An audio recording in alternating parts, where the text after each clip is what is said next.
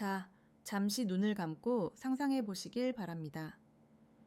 당신은 지금까지 평생을 바쳐 자식들을 뒷바라지했습니다. 먹고 싶은 것, 입고 싶은 것 참아가며 부족함 없이 키우려 애썼습니다. 남들보다 더 많은 재산을 물려주기 위해 밤낮 없이 일했을지도 모릅니다. 그리고 마침내 당신의 자식들은 사회에서 번듯하게 자리를 잡았고 당신은 이제 인생의 황홍이를 맞이하고 있습니다. 그런데 어느 날 문득 서늘한 바람처럼 이런 질문이 당신의 가슴을 찌르고 들어옵니다. 내 아이들은 과연 나라는 사람의 존재 자체를 존경하고 있을까? 아니면 내가 가진 재산, 내가 해줄 수 있는 경제적 지원에만 가치를 두고 있는 건 아닐까? 이 질문 앞에서 당신은 자신 있게 대답할 수 있으신가요? 어쩌면 이 질문 자체가 이미 우리가 외면하고 싶었던 불편한 진실을 품고 있는지도 모릅니다. 우리는 흔히 부모가 자식에게 아낌없이 베풀면 그만큼의 존경과 사랑이 이자처럼 불어나서 돌아올 거라고 생각합니다. 특히 우리 한국 사회에서는 돈이라는 잣대가 너무나 강력해서 부모가 자식에게 얼마나 많은 아파트나 현금을 지원해 주느냐가 부모의 능력이고 그것이 곧 존경의 크기와 비례하는 것처럼 느껴질 때가 참 많습니다. 하지만 여러분, 정말 그럴까요? 주변을 한번 둘러보세요. 모든 것을 다 주었는데도 홀로 외롭게 남겨진 분들이 얼마나 많은지 말입니다. 돈으로 쌓아 올린 존경은 마치 바닷가에 지은 거대한 모래성과 같습니다. 멀리서 보기에는 화려하고 웅장해 보이지만 작은 파도 한 번에도 비바람 한 번에도 쉽게 허물어질 수 있는 아주 연약한 구조물입니다. 돈이 사라지는 순간 혹은 당신이 더 이상 자식에게 줄 돈이 없어지는 그 순간 과연 당신은 여전히 자식들에게 존경받는 위대한 부모로 남을 수 있을까요? 아니면 그저 효용 가치가 다한 낡은 존재로 취급받게 될까요? 이것은 생각만 해도 등골이 오싹해지는 두려움입니다. 오늘 드리는 이야기는 단순히 돈이 있고 없음을 따지는 얕은 이야기가 아닙니다. 진정으로 중요한 것은 자식이 부모를 하나의 온전한 인격체로서 인생의 선배이자 삶의 스승으로서 그리고 가슴 깊이 사랑하는 존재로서 존경하느냐의 여부입니다.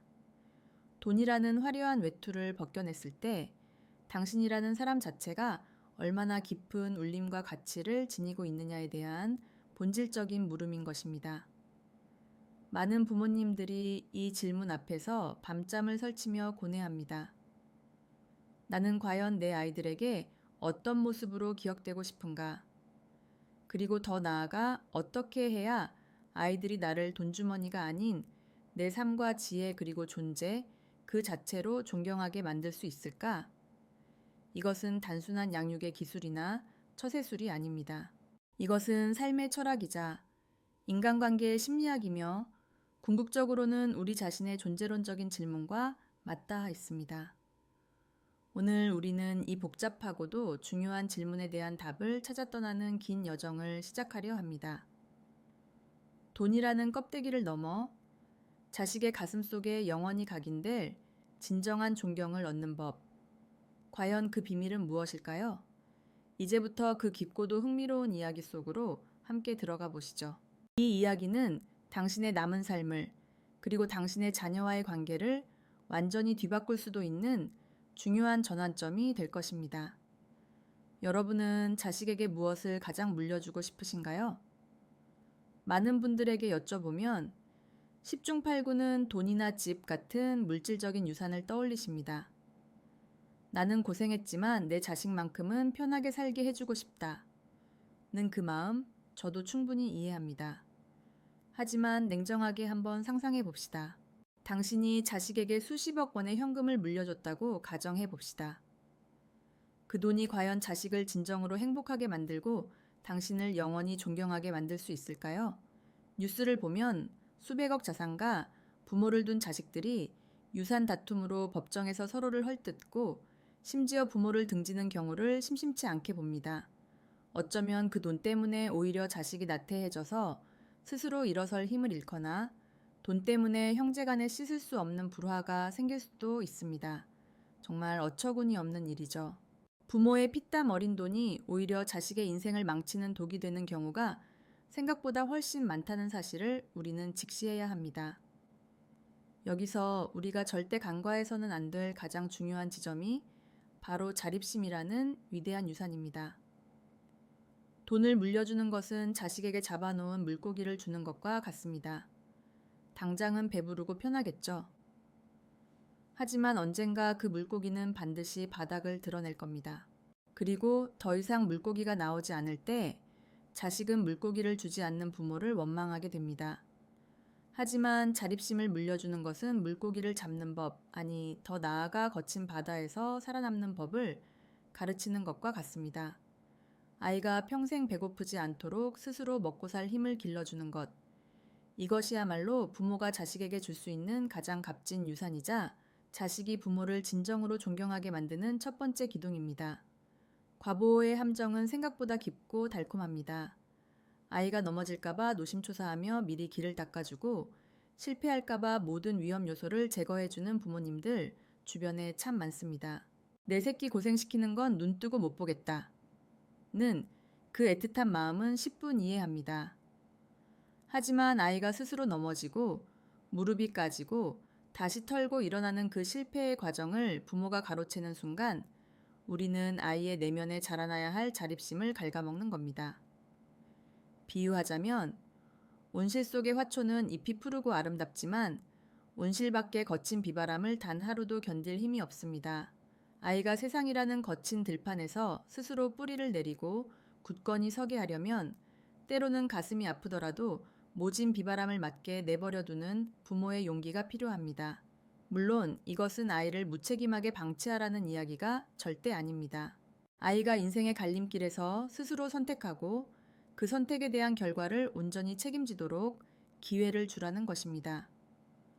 예를 들어 성인이 된 자녀가 경제적인 문제나 직장 문제에 봉착했을 때 부모가 능력 있다고 나서서 빚을 갚아주거나 취직 자리를 청탁해 주기보다는 냉정하게 한 발 물러서서 내 생각은 어떠니? 어떻게 하면 이 문제를 스스로 해결할 수 있을까? 하고 질문을 던져주는 것입니다. 아이가 스스로 답을 찾아가도록 돕는 것이죠. 처음에는 서툴고 느릴지라도 그 치열한 고민의 과정 속에서 아이는 문제 해결 능력과 함께 나는 할 수 있다는 자기 효능감을 키우게 됩니다. 스스로의 힘으로 난관을 극복하고 작은 성취라도 이뤄낸 아이는 그때서야 깨닫게 됩니다.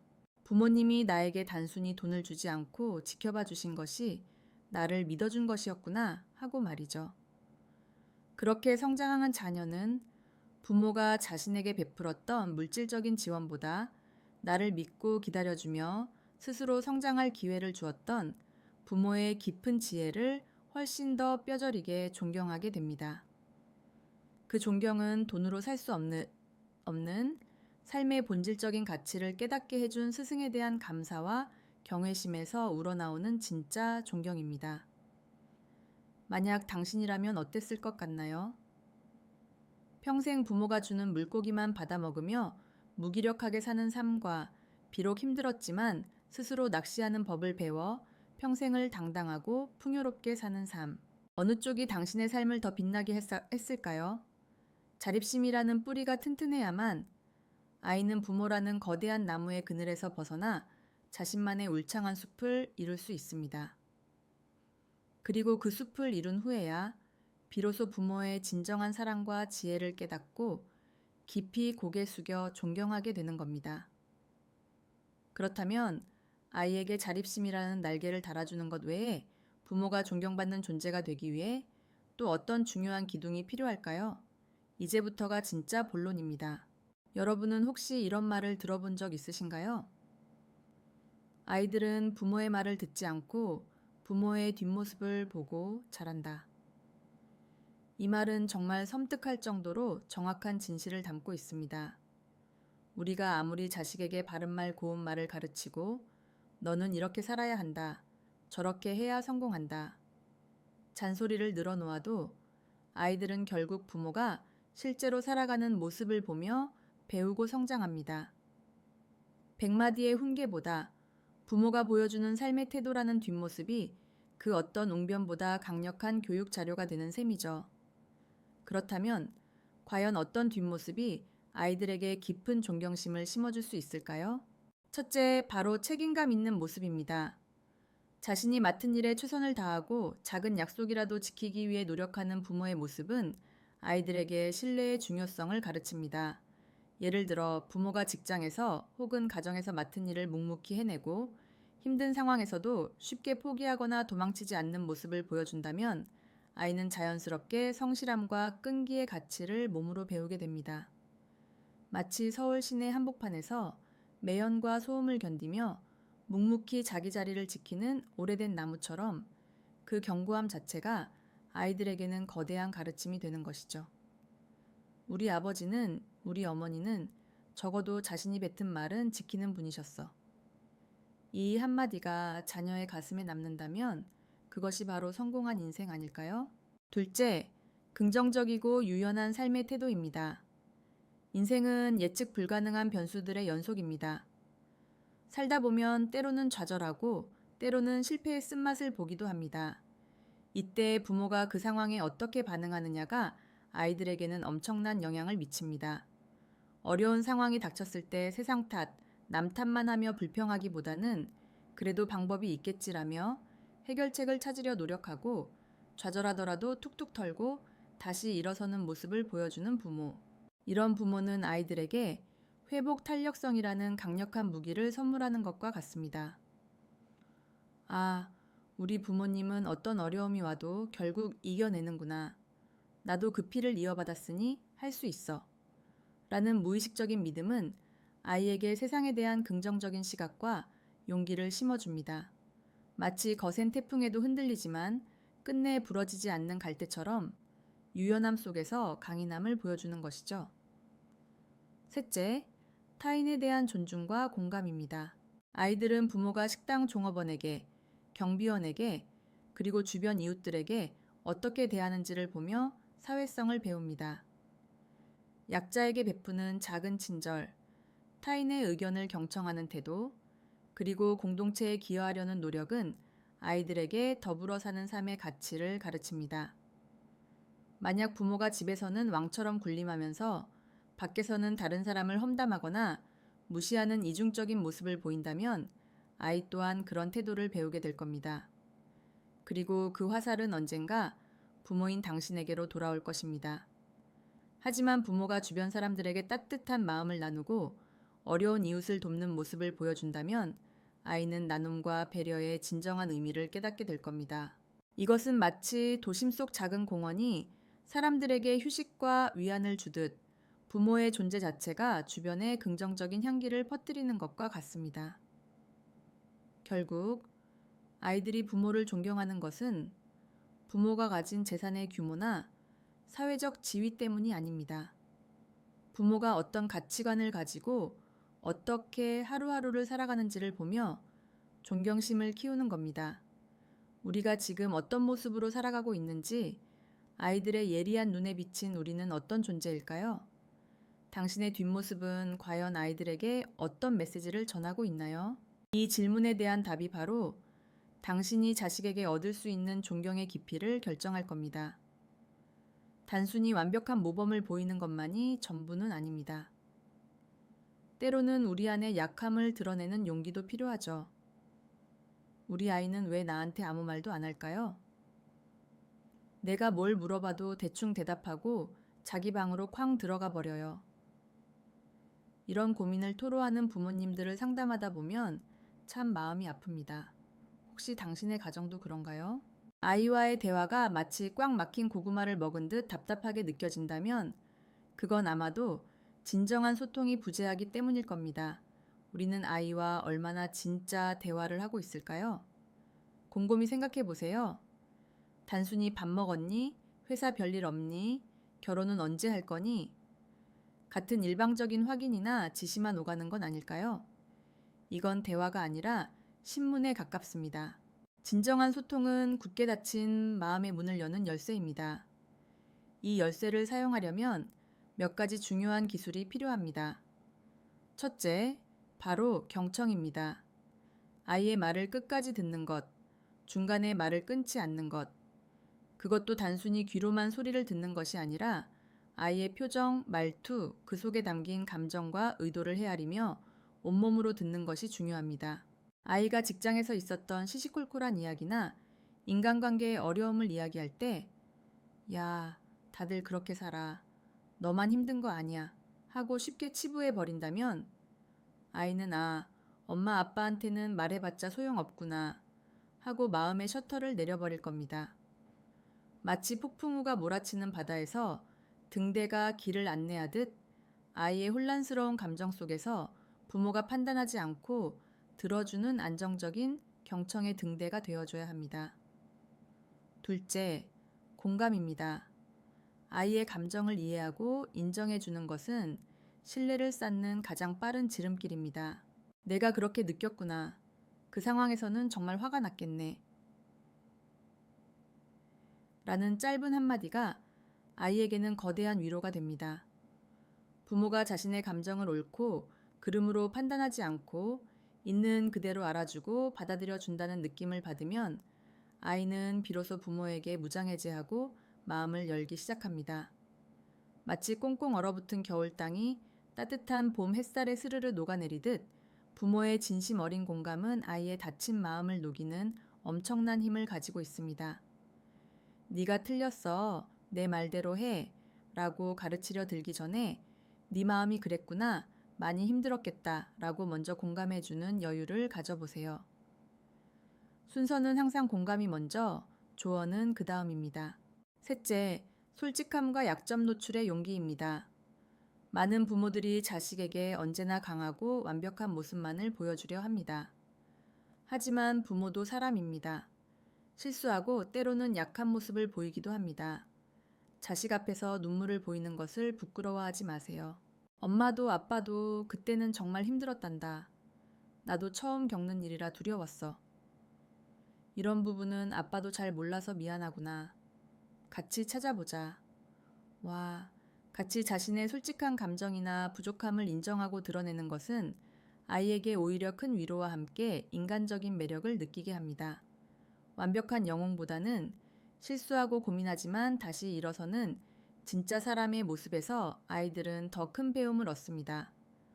마치 높은 산봉우리만 바라보다가 산 중턱의 작은 오솔길에서 핀 들꽃을 보며 더 큰 위안을 얻는 것과 같습니다.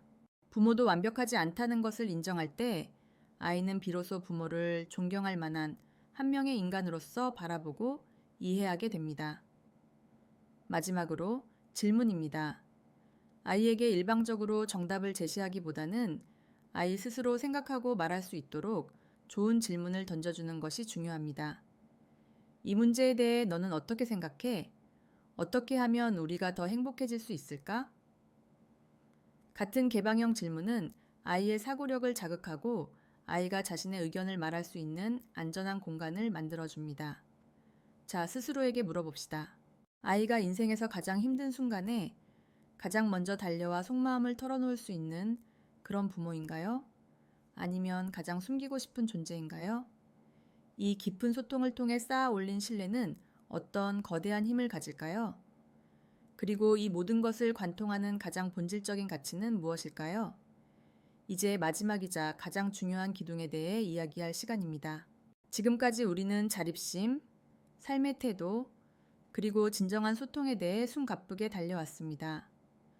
하지만 이 모든 것들을 관통하는 그리고 이 모든 것의 시작이자 끝이라고 할 수 있는 궁극적인 가치가 하나 남아 있습니다. 바로 무조건적인 사랑과 믿음입니다.